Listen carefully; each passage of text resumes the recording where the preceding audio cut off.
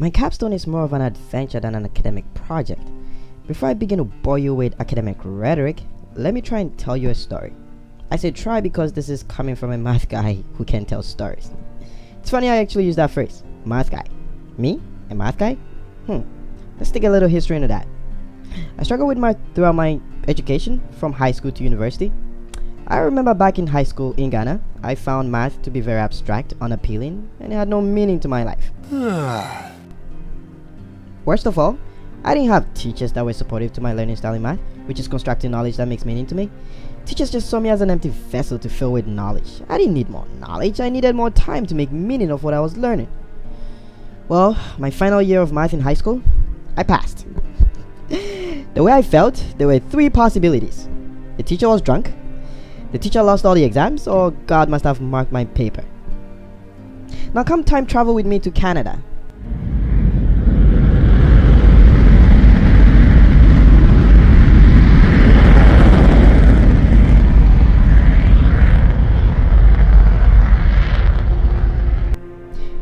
Join me in my first university calculus class, and this is Calculus 1, with an instructor I would only call Professor X.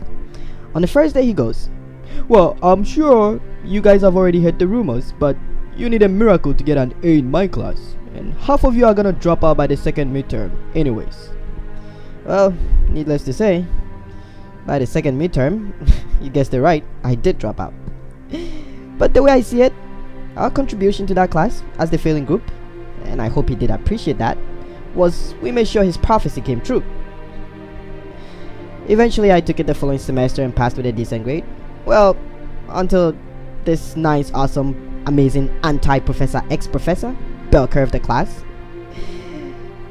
What about Cal 2? Okay, let's not start with Cal 2. Calculus 2 was a monster. So this is my brief history of my struggle with math. But wait, I'm a math teacher now. I am a math teacher. How did that happen? Well, to make a long story short, it just happened. It actually did. Well, I became a math teacher kind of against my will. Man, you gotta love the adult sector for that. When they want you to do something, you really gotta do it. Well, when I started teaching math, I started learning math from the basics, like I was back in high school all over again, and teaching it at the same time. God, the discovery was beautiful. I always believed the best way to learn something is to teach it, and math was no exception. For the first time in my life, I was beginning to understand the story behind math, the logic, the meaning of formulas, the elegance of the solutions. God, a whole new world was being revealed to me. It was almost like falling in love, blind to the oblivious, covering topics after topics: algebra, geometry, statistics, combinations, functions, quadratic equations, optimization, trigonometry, logic, and the list goes on. I had become a disciple of math. You know, they were right. There really is a thin line between love and hate. Well, my second year of teaching, I had new students once again in my math class, and I covertly eavesdropped on one conversation. "Well, my experience in math has been kind of rocky," one of the girls said. "I remember there was a time when I actually did well in math, like back in the kindergarten and elementary school. And I remember back in grade school, all our teachers were so helpful, and they paid attention to all of us. But when I reached high school, everything changed." Class, let me introduce to you Mary Sell, a self-professed math phobic. Now, Mary Sell not only has anxiety and difficulty with math, she feels high school math is disengaging, dissociated, disconnected from her reality. Worst of all, she feels the government has made the system this way to oppress students like her. She wants to do computer graphics in school, but she can pass her math to realize her dreams.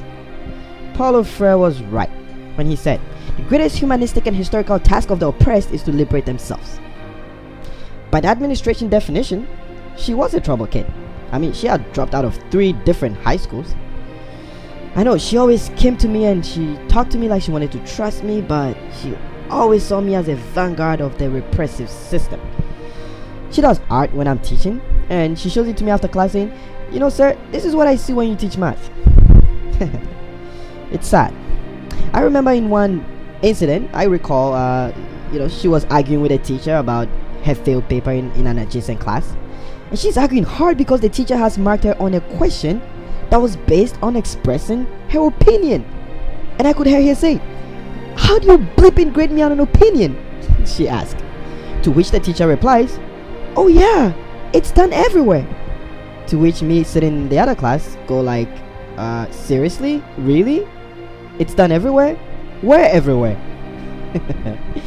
And then I hear chairs end up flying up in the class and more swearing. She really believes teachers are here to fail her. And I go home thinking about how to help Maricel. I know the best way to teach Maricel would be for her to construct her own meaning of math, just like I did when I learned math. But I'm constrained by the demands of the syllabus to do a constructivist learning with Maricel in my traditional class. The principal wants us to finish all 4 books in 2.5 months. Seriously? Incroyable. Maricel has failed her last 2 pre-tests and I feel something else needs to be done. We walk down to the principal's office. Man, there's no love lost between the two of them.